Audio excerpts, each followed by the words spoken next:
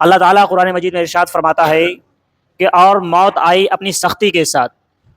یعنی موت جب آتی ہے نا تو اس میں اللہ تعالیٰ قرآن مجید میں ارشاد فرما رہا ہے کہ موت بہت سخت ہے، موت اپنی سختی کے ساتھ آتی ہے اور ہر انسان موت سے بھاگتا ہے۔ اللہ تعالیٰ یہی فرما رہا ہے۔ حضور صلی اللہ علیہ وسلم فرماتے ہیں کہ جب انسان کے جسم سے روح نکالی جاتی ہے، اس کی مثال کچھ اس طرح سے بیان فرمائی گئی ہے کہ ایک جھاڑی دار کانٹے دار ٹہنی لیجئے اور بالکل مخملی کپڑے سے جب اس کو کھینچ کر اگر نکالا جائے، جس طرح سے وہ کپڑے کا حال ہوتا ہے اس سے کئی گنا زیادہ حال انسان کے جسم کا ہوتا ہے جب انسان کے جسم سے روح نکالی جاتی ہے۔ یہ نہیں سوچنا کہ ایسا نہیں کہ ہم کو موت کی سختی نہیں آئے گی، کوئی بھی ہو ہر انسان کو موت کی سختی ہوگی ضرور،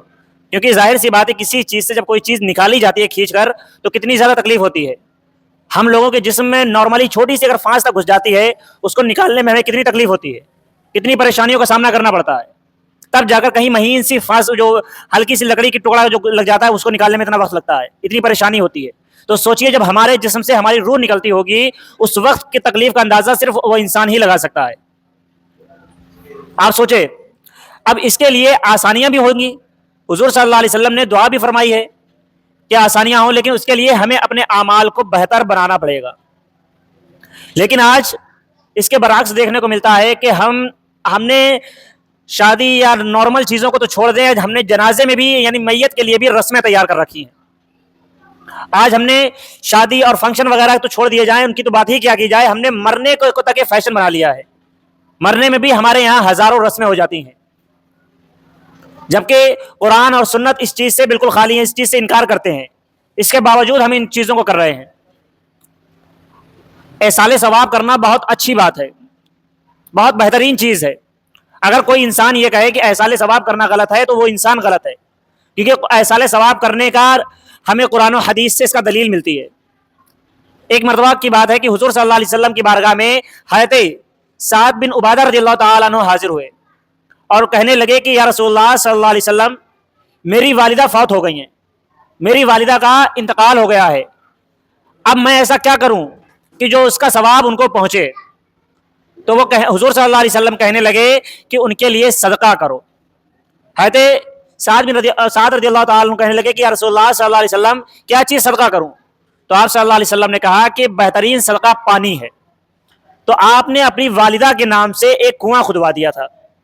اور اس پر ایک تختی لگا دی کہ یہ سعد کی ماں کی طرف سے ہے۔ یعنی یہاں سے ہمیں یہ چیز کا ثبوت ملتا ہے کہ اگر آپ چاہیں ایصال ثواب کیا جا سکتا ہے اور یہ جائز ہے اور سنت طریقہ بھی ہے۔ حضور صلی اللہ علیہ وسلم نے ہمیں بتا دیا۔ ایک اور روایت میں آتا ہے کہ ایک عورت حضور صلی اللہ علیہ وسلم کے پاس آئیں، کہنے لگیں کہ رسول اللہ صلی اللہ علیہ وسلم میری والدہ کا انتقال ہو گیا ہے اور وہ حج پر جانا چاہتی تھیں، حج پر جانے کی تیاری ہو گئی تھی لیکن اس سے پہلے ان کی وفات ہو گئی، تو اب کیا کرنا چاہیے؟ تو حضور صلی اللہ علیہ وسلم نے ان سے فرمایا کہ اگر تمہاری والدہ کی طرف والدہ کے اوپر کسی کا قرضہ ہوتا تو کیا تم اپنی والدہ کا قرضہ ادا نہیں کرتی؟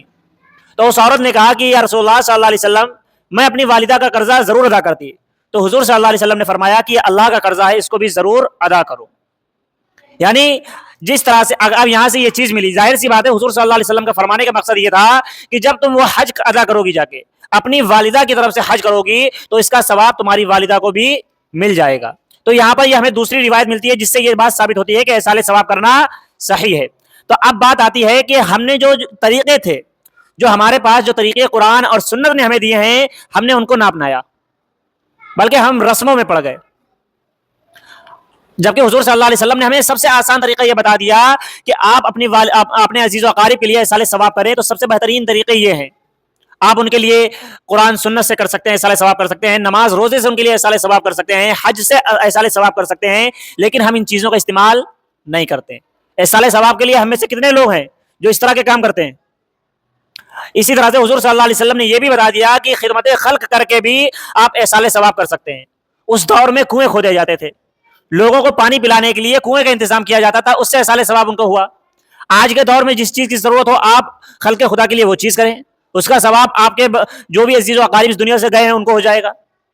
لیکن اس کے برعکس ہم یہ کام کرتے ہیں جو دکھاوے میں اکثر آ جاتے ہیں، ریاکاری میں آ جاتے ہیں۔